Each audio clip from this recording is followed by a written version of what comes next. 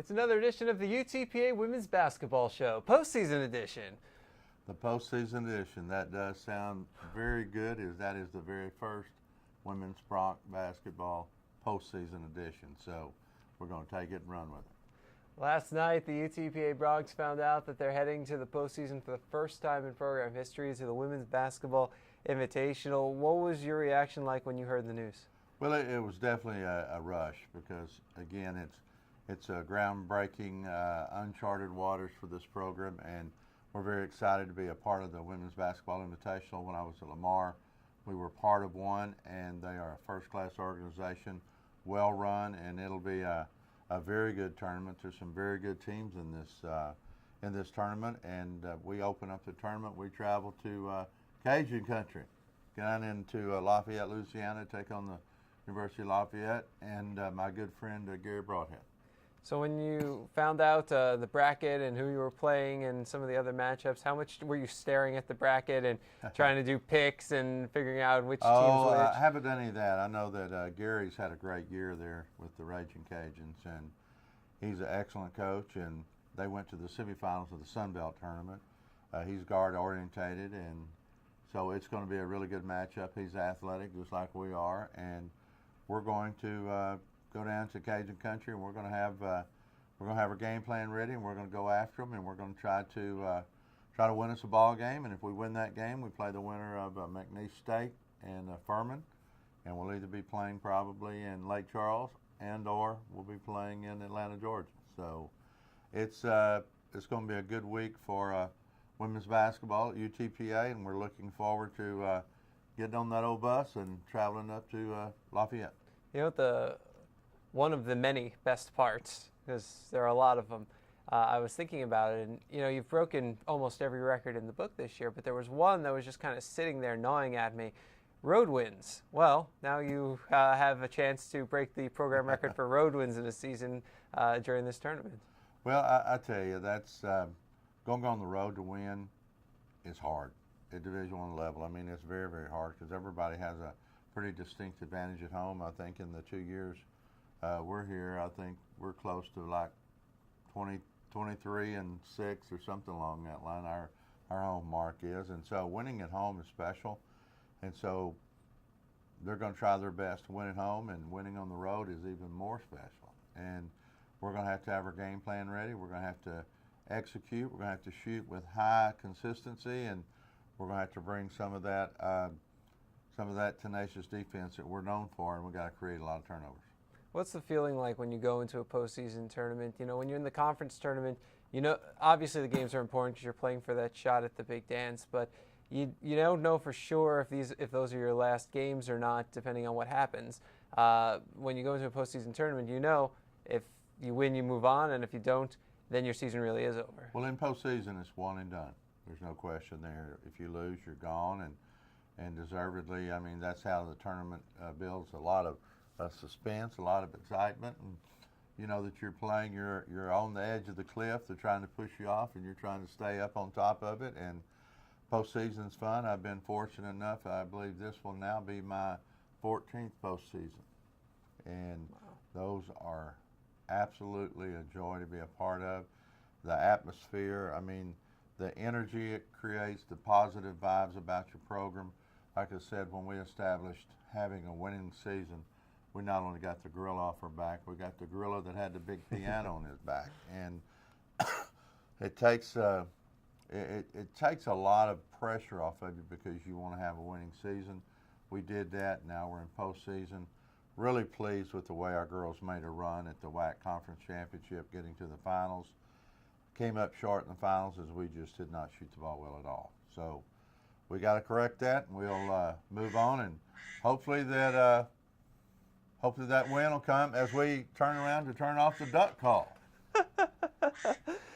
Well, you know, you mentioned the WAC tournament, and certainly a strong showing. You're the only team to play three games in the WAC tournament during the week. Ended up in the championship game. Now, I know obviously the championship game didn't go how you would like it, but I look at the second half when you held New Mexico State to all of 4 baskets and 17% shooting, and is that a good leaping off point to get you into the momentum for the postseason? Well, it does. says that our defense did come back and play a little bit. I mean, when you shoot 70% the first half, 17% the second half, I know we made some adjustments, but we also, you know, they just missed some shots. But the thing that was really sad about the whole deal is we really played better defense, and then for the start of the second half, we were 0 for 13 from the field and couldn't make up any ground early. If we could have made some ground up early, it might have been a different story because we had done that against them before. And things didn't happen, and you just learn from experience and you move on.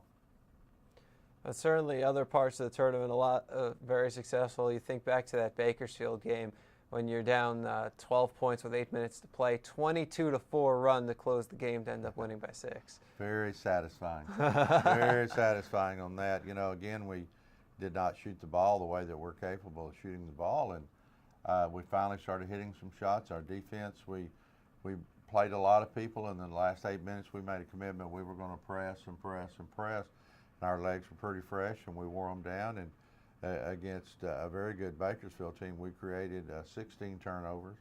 Against New Mexico State, 18 turnovers, and then you go back to Missouri, Kansas City, 18 turnovers with our defense. And then our offense, I was really pleased. We played a total of 120 minutes, and we had 17. We had, I think it was 25 turnovers in 3 games, and that is excellent execution of taking care of the ball, and a lot of credit goes to our guards with Tiandra Nolan at our point guard. I mean, she just had another solid tournament throughout, nothing flashy, but she does take care of the ball. But when you have 25 turnovers in 3 Division I games with all the defensive intensity that you face, you're doing a pretty good job of taking care of the ball. Makes you such a dangerous team. You're now up to 8th in the nation in turnover margin, and to be able, I mean, when you look at the other teams on that list, we're talking about tournament teams, we're talking about top seed teams, and to do what you're doing, it keeps you in every game and gives you a chance to win every game. It does, and if you look when we do take care of the ball, I mean, for instance, UMKC 14 more shots than what they took. Cal State Bakersfield 15 more shots than what they did. And then you even go to the New Mexico State game. I mean, we take 20 more shots than they do. I wish they would have followed, but they didn't. But with an intense defense like we have, you get a lot more opportunities. A lot more opportunities. Now, after the Bakersfield win, I saw something from you that I'm not sure that I've seen before. A lot of emotion after the game. I saw you hug some players and pretty much anybody who was around to hug. And was that a very special win for you? It was, because I thought that win solidified number 19. I thought that solidified postseason play for sure. At either the WBI level, the WNIT. I think we were very, very close on the WNIT. I mean, we were right there on the edge. Our RPI and real-time RPI, I think, is 164 at the present time. And of course, that's school history. I mean, we've never, the lowest RPI that we've had at the end of the season is 246. That was last year.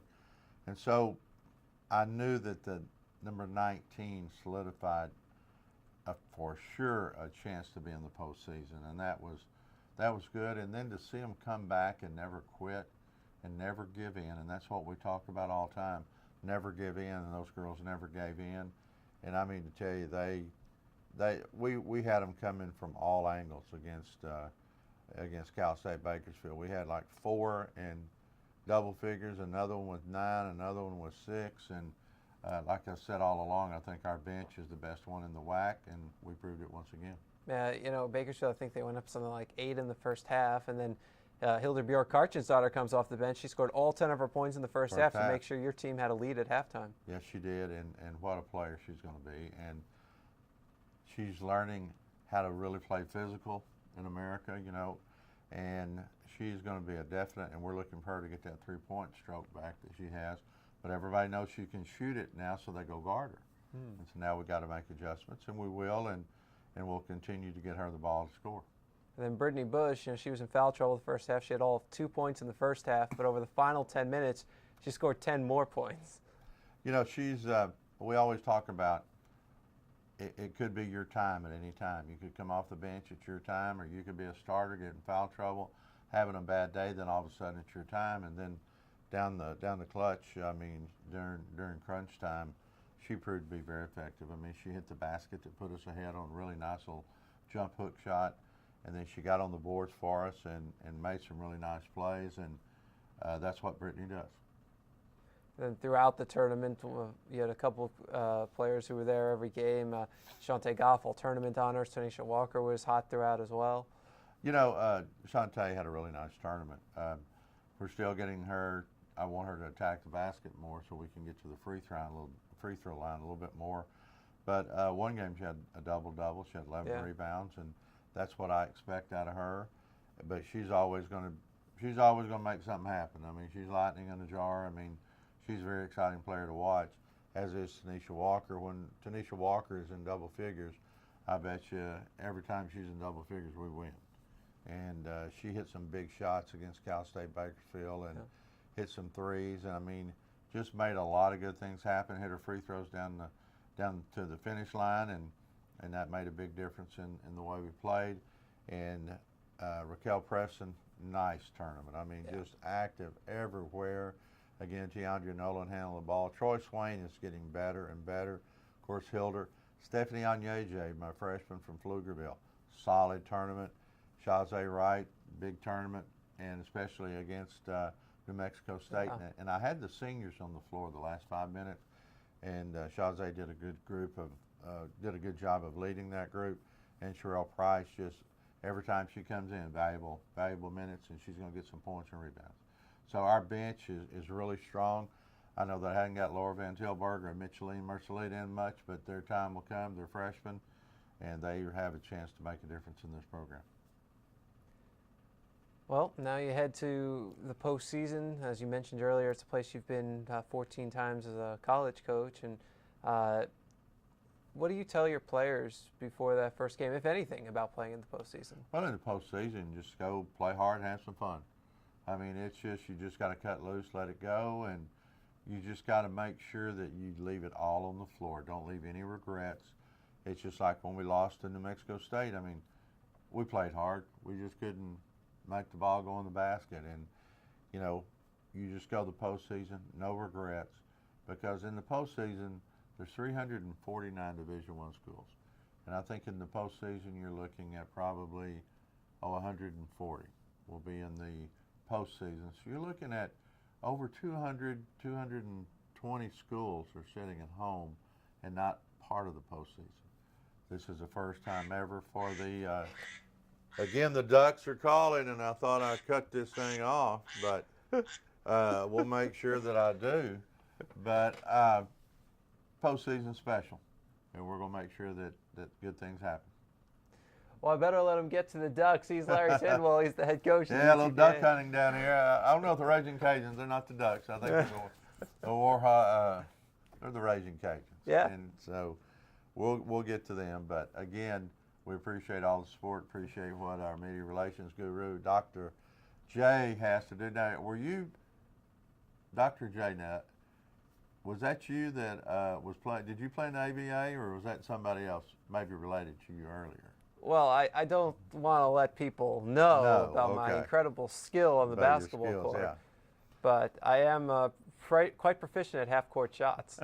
Layups, though, don't ask. Well, I tell you what, we got to see that. I want to see that. But again, we appreciate all the support from all across the Valley. Our administration has been incredible. But the support that we get from our fellow peers, our colleagues, our coaches, and all the sports at UTPA is special. And we want to go Bronx and go Bronx to all those sports in the spring. I believe our old baseball team's playing #1 TCU today. Yeah, they've got. I know another coach that coached at TCU and went to TCU. But he's going to be yelling for Manny in the Bronx this game. Heck yeah. All right, bud. Hey, I'm Larry Tidwell. That's Jonas, Dr. J, the guru, and we are going to bring you a postseason report next week, and hopefully the Bronx are still in the postseason and moving on toward Georgia and New Mexico. Sounds good. All right. Go Bronx. Go Bronx.